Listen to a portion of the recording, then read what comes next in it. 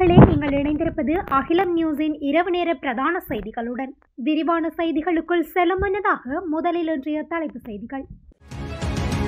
செம்மணி புதைகுழியை பார்வையிடவுள்ள அனுர ஹரணி உள்ளிட்ட 31 பேருக்கு உயர்நீதிமன்றம் விசேட அறிக்கை. விரைவில் புதிய கல்வி சீர்திருத்தங்கள் அமைச்சில் இடம்பெற்ற சிறப்பு கலந்துரையாடல். 5 வாகனங்கள் ஒன்றுடன் ஒன்று மோதி விபத்து. இலங்கை தேங்காய் உற்பத்தி தொடர்பில் வெளியான தகவல். கட்டுநாயக்கவில் தரையிறங்கிய மூவர் அதிகாலை வேளை கைது. இலங்கை போக்குவரத்து சபை ஊழியர்கள் இன்று நள்ளிரவு முதல் வேலை நிறுத்தத்தில். ஓய்வு பெற விரும்பும் ஊழியர்களுக்கு 5 மில்லியன் இழப்பீடு மின்சார சபை தகவல். விகாரிகளுக்கு கீழே தமிழர்களின் உடல்கள் மூடி மறைக்கப்படும் புதைகுழி விகாரை. தொடர்வன விரிவான செய்திகள். யாழ்ப்பாணம் செம்மணி மனித புதைகுழியை ஜனாதிபதி அனுரகுமார திசாநாயக்க பார்வையிடுவார் என தெரிவிக்கப்பட்டுள்ளது. ஜனாதிபதி யாழ்ப்பாணத்திற்கு விஜயம் ஒன்றை மேற்கொள்ளவுள்ளதாகவும் அதன்போது செம்மணி மனித புதைகுழியை பார்வையிட வாய்ப்புள்ளதாகவும் கூறப்பட்டுள்ளது. குறித்த விடயத்தை கடற்தொழில் அமைச்சர் ராமலிங்கம் சந்திரசேகர் குறிப்பிட்டுள்ளார். யாழ்ப்பாணம் கொழும்பு சொகுசு பேருந்து அங்குரார்ப்பண நிகழ்வொன்றின் போது ஊடகவியலாளர் ஒருவர் எழுப்பிய கேள்விக்கு பதிலளிக்கையில் அவர் அதனை குறிப்பிட்டுள்ளார். இலங்கை மக்களுக்கு டிஜிட்டல் அடையாள அட்டைகளை வழங்கும் திட்டத்தை செயல்படுத்துவதற்காக இலங்கை அரசாங்கத்திற்கும் இந்தியாவிற்கும் இடையே கையெழுத்திடப்பட்ட புரிந்துணர்வு ஒப்பந்தத்தை செல்லாததாக தீர்ப்பளிக்க கோரி தாக்கல் செய்த 2 மனுக்களை பரிசீலனைக்கு அழைக்க உயர்நீதிமன்றம் உத்தரவிட்டுள்ளது. இந்த மனுக்களில் ஜனாதிபதி, பிரதமர் ஹரணி அமரசூரிய மற்றும் டிஜிட்டல் பொருளாதார அமைச்சர் உள்ளிட்ட அமைச்சரவை பிரதிவாதிகளாக பெயரிடப்பட்டுள்ளனர். முன்னாள் அமைச்சர் விமல் வீரவன்ச மற்றும் பலர் தாக்கல் செய்த 2 மனுக்கள் இன்று விசாரணைக்கு எடுத்துக் கொள்ளப்பட்ட போது குறித்த உத்தரவு பிறப்பிக்கப்பட்டுள்ளது. இதன்படி அக்டோபர் 17 பரிசீலனைக்கு அழைக்க நீதிமன்றம் இன்று உத்தரவிட்டது. இந்த மனுக்கள் இன்று பிரதம நீதியரசர் பிரதிபத்மன் சூரசேன, நீதியரசர் குமுதுனி விக்ரமசிங்க மற்றும் சம்பத் விஜயரத்ன ஆகியோர் அடங்கிய உயர் நீதிமன்ற அமர்வு முன் விசாரணைக்கு எடுத்துக் கொள்ளப்பட்டன.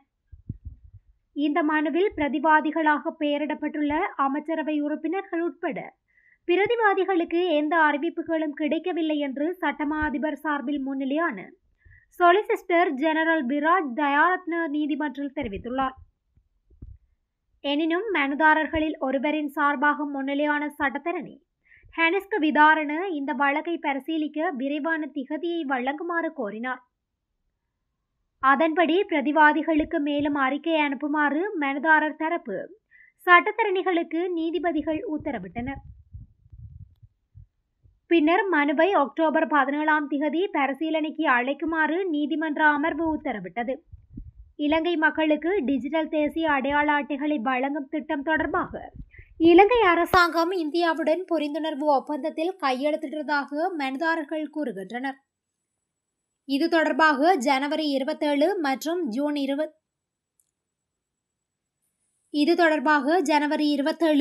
ஜூன் 2 ஆகிய திகதிகளில் 2 அமைச்சரவை முடிவுகள் எடுக்கப்பட்டதாகவும் இந்த அமைச்சரவை முடிவுகள் பொதுமக்களுக்கோ அல்லது நாடாளுமன்றத்திற்கோ தெரிவிக்காமல் எடுக்கப்பட்டதாகவும் மனுவில் கூறப்பட்டுள்ளது.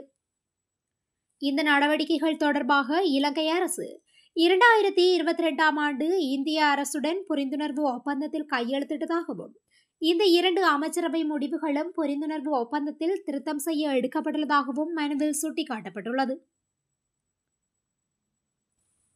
புதிய கல்வி சீர்திருத்தங்கள் குறித்து பிரதமர் கலாநிதி ஹரணி அமரசூரிய மற்றும் அதிபர்கள் மற்றும் ஆசிரியர் சங்கங்களுடன் கல்வி அமைச்சில் சிறப்பு கலந்துரையாடல் நடைபெற்றது. புதிய கல்வி சீர்திருத்தங்கள் மற்றும் புதிய சீர்திருத்தங்களின் பாடத்தொகுதிகள் தொடர்பாக அதிபர்கள் மற்றும் ஆசிரியர்கள் சங்கங்கள் எதிர்கொள்ளும் பிரச்சினைகள் குறித்து விரிவாக விவாதிக்கப்பட்டது. மேலும் கல்வி அமைச்சகம், தேசிய கல்வி நிறுவனம் மற்றும் தேசிய கல்வி ஆணையகம் மற்றும் பிற நிறுவனங்களுக்கிடையே இருக்க வேண்டிய பரஸ்பர உறவின் முக்கியத்துவம் மற்றும் அதன் கல்வித்துறையில் ஏற்படும் வளர்ச்சி ஆகியவை வலியுறுத்தப்பட்டன. இந்த கல்வி முறையில் நிலவும் சமத்துவமின்மையை மாற்றுவதே எங்கள் முக்கிய நோக்கங்களில் ஒன்றாகும். அதன்படி ஒரு குழந்தை மட்டுமல்ல, அனைத்து குழந்தைகளும் நமது கல்வி முறையில் ஏற்றுக்கொள்ளக்கூடிய இடத்தை அடையக்கூடிய கல்வி முறையை உருவாக்குவதே எங்கள் முதன்மை நோக்கமாகும் என்று பிரதமர் மேலும் கூறினார். மேலும் இந்த புதிய கல்வி சீர்திருத்தங்களுக்கான அதிபர்கள் மற்றும் ஆசிரியர் சங்கங்களின் கருத்துக்கள் மற்றும் பரிந்துரைகள் மிக முக்கியமானவை என்றும் எதிர்கால கல்வி சீர்திருத்தங்கள் குறித்து மாவட்ட மட்டத்தில் உள்ள அனைத்து ஆசிரியர்களுடனும் கலந்துரையாடுவது முக்கியம் என்றும் பிரதமர் ஹரணி அமரசூரிய மேலும் தெரிவித்தார். கொழும்பு திருகோணமலை பிரதான வீதியில் 5 வாகனங்கள் ஒன்றுடன் ஒன்று மோதி விபத்துக்குள்ளாகியுள்ளன. குறித்த விபத்து இன்று கொழும்பு திருகோணமலை பிரதான வீதியில் தம்புள்ளை போஹரோன் வெவ பகுதியில் இடம்பெற்றுள்ளது. இந்த விபத்தில் ஒருவர் காயமடைந்துள்ளதாக காவல்துறையினர் தெரிவித்துள்ளனர். கொழும்பிலிருந்து தம்புள்ளை திசை நோக்கி சென்ற 3 வாகனங்களும் தம்புள்ளையிலிருந்து கொழும்பு திசை நோக்கி சென்ற லொரி ஒன்றும் கார் ஒன்றும் மோதியதில் இந்த விபத்து நிகழ்ந்துள்ளது. விபத்து தொடர்பான மேலதிக விசாரணைகளை தம்புள்ளை காவல்துறையினர் முன்னெடுத்துள்ளனர். இதேவேளை குளியாப்பிட்டி வில்பொல பாலத்துக்கு அருகில் இன்று காலை இடம்பெற்ற வாகன விபத்தில் 2 பாடசாலை மாணவர்கள் உட்பட 3 உயிரிழந்துள்ளனர். பாடசாலை வேன் மற்றும் டிப்பர் வாகனமும் மோதியதில் ஏற்பட்ட விபத்தில் 13 பேர் காயமடைந்துள்ளனர். 2025ஆம் ஆண்டின் 2வது காலாண்டில் இலங்கையின் தேங்காய் உற்பத்தி மேலும் அதிகரித்துள்ளதாக தெரிவிக்கப்பட்டுள்ளது. குறித்த விடயத்தை தெங்கு அபிவிருத்தி அதிகார சபை தெரிவித்துள்ளது. கடந்த 2024ஆம் ஆண்டு ஜூன் மாதத்தை விட 2025ஆம் ஆண்டு ஜூன் மாதத்தில் தேங்காய் உற்பத்தியில் 18% அதிகரிப்பு ஏற்பட்டுள்ளதாக தெங்கு அபிவிருத்தி அதிகார சபை தெரிவித்துள்ளது. நாட்டில் தேங்காய் விலை மீண்டும் அதிகரித்துள்ளதாக நுகர்வோர் தெரிவித்துள்ளனர். சில பிரதேசங்களில் தேங்காய் ஒன்று 180 முதல் ரூபாய்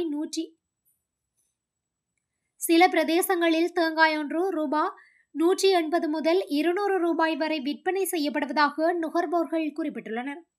அத்துடன் சிறிய தேங்காய் ஒன்று 150 முதல் 180 ரூபாய் வரை விற்பனை செய்யப்படுகின்றது. நாட்டில் தென்னை அறுவடையை விருத்தி செய்ய நாடே சுபீட்சமாக்கும் விருட்சம் என்று தொலைநோக்கு கருப்பொருளின் கீழ் வடக்கு தென்னை முக்கோணம் எனும் திட்டம் ஆரம்பிக்கப்பட்டுள்ளது. இந்த திட்டம் பருத்தித்துறை, ஸ்லாவத்துறை மற்றும் கொக்குளாய் ஆகிய 3 நகரங்களை இணைத்து யாழ்ப்பாணம், கிளிநொச்சி, முல்லைத்தீவு, மன்னார் மற்றும் வவுனியா ஆகிய 5 மாவட்டங்களையும் உள்ளடக்கி செயல்படுத்தப்படும். 45.8 மில்லியன் ரூபாய் மதிப்புள்ள வெளிநாட்டு சிகரெட்களை கடத்த முயன்ற 3 இலங்கையர்கள் இன்று கட்டுநாயக்க விமான நிலையத்தில் வந்திறங்கிய வேளை கைது செய்யப்பட்டுள்ளனர். கிரீன் சிக்னலை பயன்படுத்த முயன்ற 3வரையும் இலங்கை சுங்க அதிகாரிகள் கைது செய்தனர். 24, 28 மற்றும் 30 வயதுடைய சந்தேக நபர்கள் துபாயில் சிகரெட்களை வாங்கி டோஹா வழியாக இலங்கைக்கு கடத்தியதாக கூறப்படுகின்றது. அவர்கள் எடுத்து சென்ற 15 சூட்கேஸ்களில் இருந்து 3,600,000 வெளிநாட்டு சிகரெட்கள் கொண்டு 1,503 சிகரெட் அட்டைப்பட்டிகள் பறிமுதல் செய்யப்பட்டன.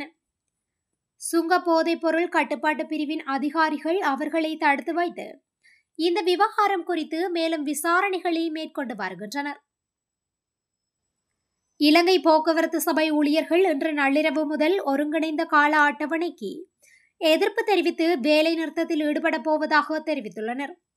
இலங்கை போக்குவரத்து சபையின் 8 தொழிற்சங்கங்களில் 7 தொழிற்சங்கங்கள் இந்த போராட்டத்தில் கலந்து கொள்ளவுள்ளதோடு ஜேவிபியின் தொழிற்சங்கம் வேலை நிறுத்தத்தில் ஈடுபடவில்லை என தெரிவிக்கப்படுகின்றது. இன்று பிற்பகல் நாரகேன்பேட்டியாவில் உள்ள இலங்கை போக்குவரத்து தலைமையகத்திற்கு முன்னால் அனைத்து தொழிற்சங்கங்களும் ஊடகங்களுக்கு கருத்து தெரிவிக்கும் போதே இதனை தெரிவித்துள்ளன.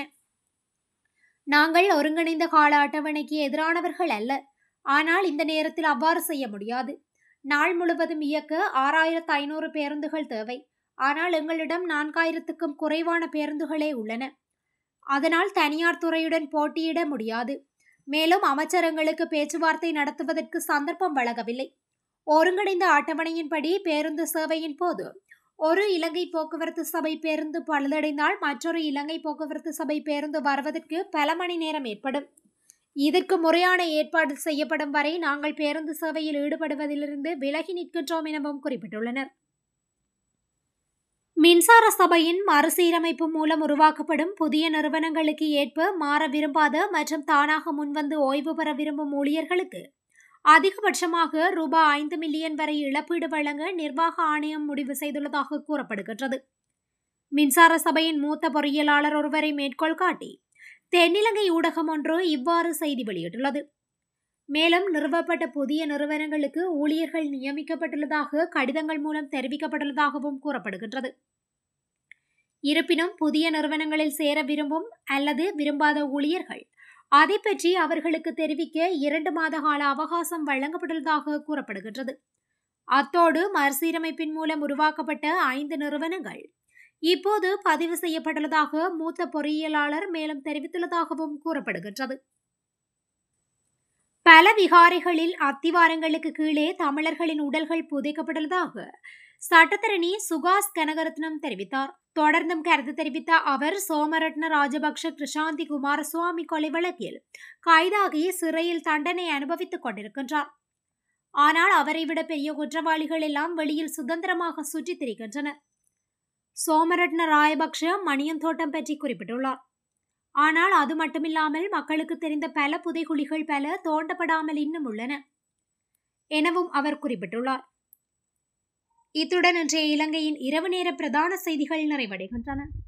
தொடர்ந்து இலங்கையின் செய்திகளை அறிந்து கொள்ள அகிலம் நியூஸுடன் இணைந்திருங்கள். நன்றி, வணக்கம். அகிலம், மாற்றத்திற்கான மக்கள் குரல். இந்த வீடியோ பிடிச்சிருந்தா லைக் பண்ணுங்க, கமெண்ட் பண்ணுங்க, ஷேர் பண்ணுங்க. மறக்காம கீழே இருக்க பெல் ஐகானை கிளிக் பண்ணுங்க.